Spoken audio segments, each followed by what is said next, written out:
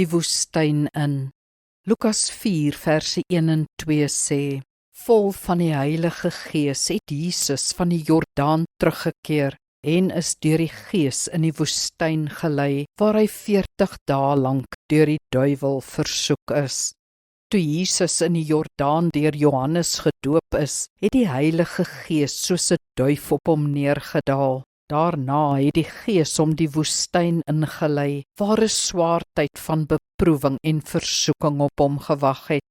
Vir 'n geruime tyd moes hy met allerlei versoekings worstel, maar kon uiteindelik sterker daaruit stap, sy roeping duidelik en sy verbintenis vas.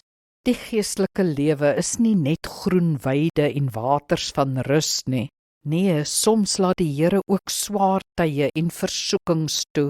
Dis toetse wat, as ons slaag, tot baie groei aanleiding kan gee. Anders sal ons bloot onvolwasse bly. Moet dus nie jou worsteltye verlore laat gaan nie. Gebruik dit om te groei. Oorwin jou versoekings, sodat jy vorentoe sterker kan wees. Die woestyn maak jou volwasse, dit bou jou karakter.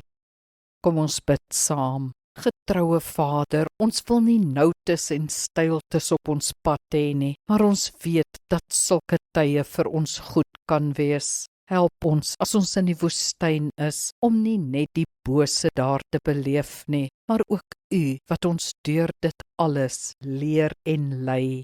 Hou my fokus op U en U wil. Amen. Die Here seën jou.